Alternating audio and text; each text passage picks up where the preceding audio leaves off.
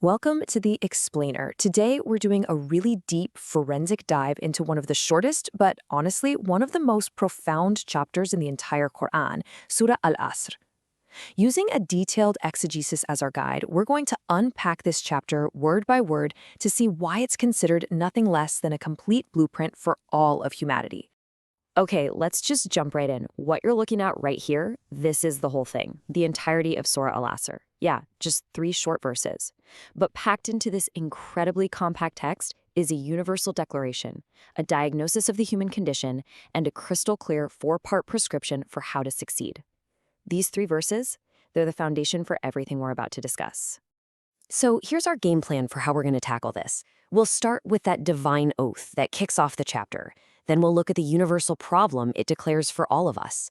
From there, we'll systematically break down the 4-part solution. First, what it means for you as an individual, and then how it scales up for society as a whole.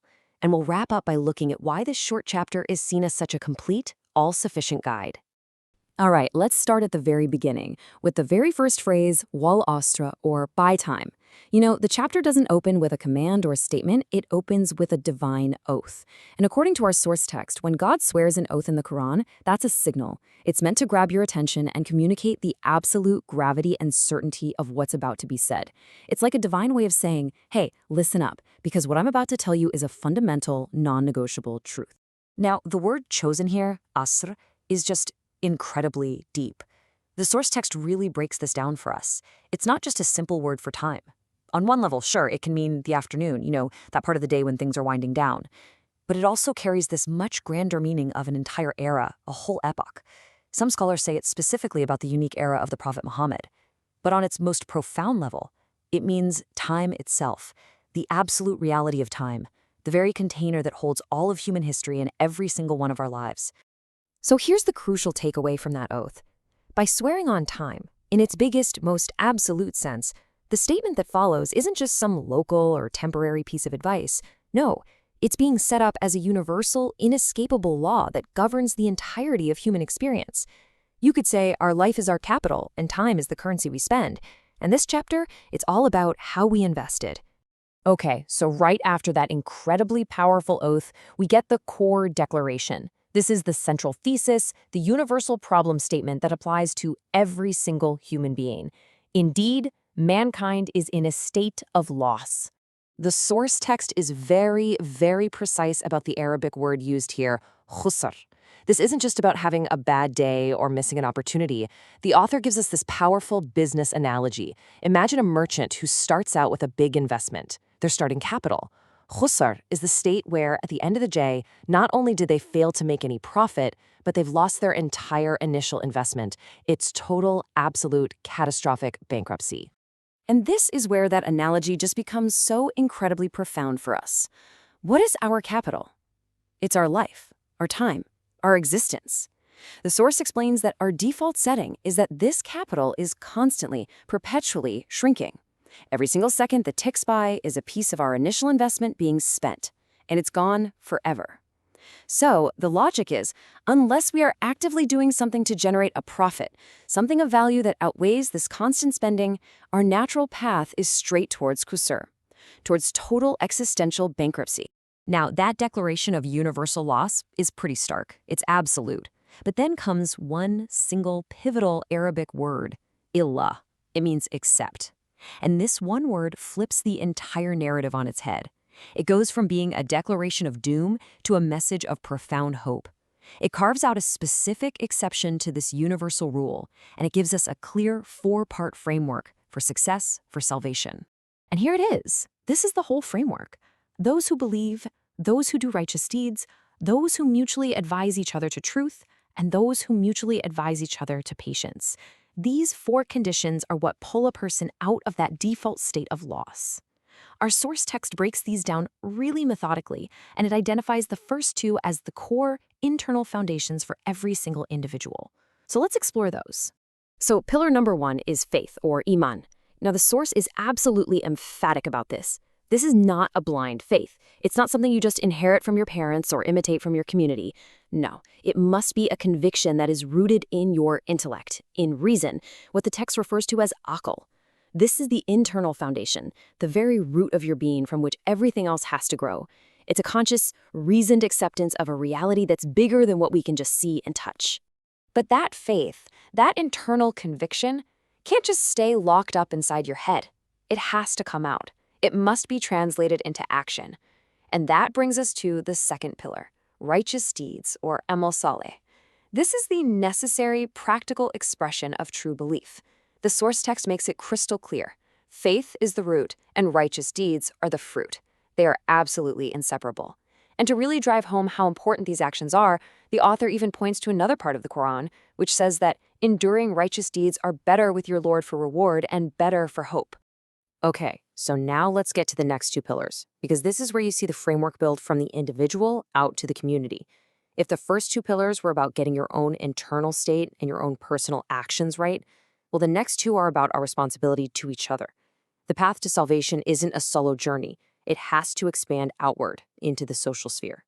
The key word for these next two pillars is tawasi. And what's so fascinating about this word, grammatically, is that it doesn't imply a top-down command, like one person lecturing another. No, it implies reciprocity, mutuality. It's a collective act of advising and encouraging and reminding one another of what's right. It's about building a community that actively and together reinforces these core values. And this is where our source text points out this brilliant, perfect symmetry. Your individual state of faith has a social counterpart, collectively advising each other to the truth.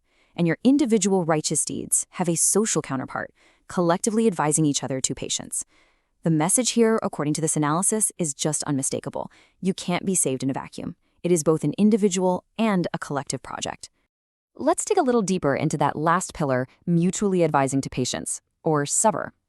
The source gives this wonderfully detailed breakdown of what patience really means, and it's not a passive, helpless kind of waiting around.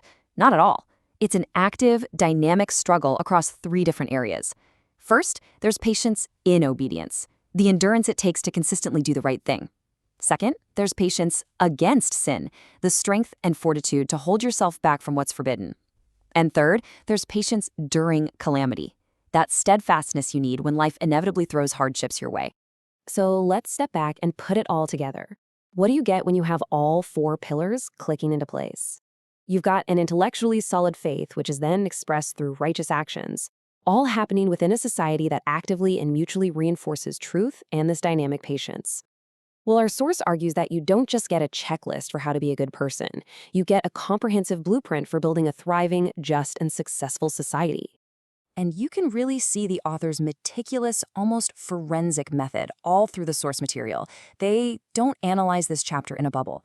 The text is just filled with these cross-references that connect the themes of Surah Al-Asr to the wider context of the whole scripture. For example, the author links these pillars to another chapter, Surah Al-Balad, which also talks about faith, followed by mutually encouraging patience and mercy. It just illuminates how all these concepts are deeply interconnected. The ultimate societal prize, the end goal described in the text, is the creation of what's called a Jamia Mubarak, a blessed society.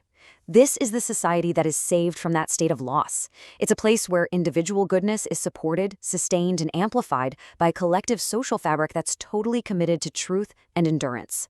That's the grand vision that's packed into these three short verses. All right, let's bring this all home by talking about the profound sufficiency of this unbelievably concise chapter. I mean, why is it held in such high regard by scholars, both classical and contemporary? Our source text brings up this incredibly famous and powerful statement from Imam Shafi'i, who is one of the most brilliant and influential scholars in Islamic history. And just think about what he's saying here. He's making the argument that this one chapter, all by itself, contains such a complete and sufficient program for human life that if it were the only thing God had revealed, it would have been enough. That's an incredible claim. And that really gets to the core of its power, its sheer completeness. In just a handful of words, it gives you both the diagnosis and the prescription. It perfectly defines the fundamental problem of the human condition, our default trajectory toward loss as our capital of time just melts away, and then it provides the comprehensive, multi-layered solution, covering our inner beliefs, our outer actions, and our collective social duties. So we'll leave you with that as a final thought to reflect on. According to the deep analysis and our source text, this chapter isn't just some piece of ancient history. It's a timeless diagnostic tool. It argues that the real measure of our success or loss, both as individuals and as a society, can be found right here, in how well we are adhering to this simple, clear, and unbelievably profound guidance.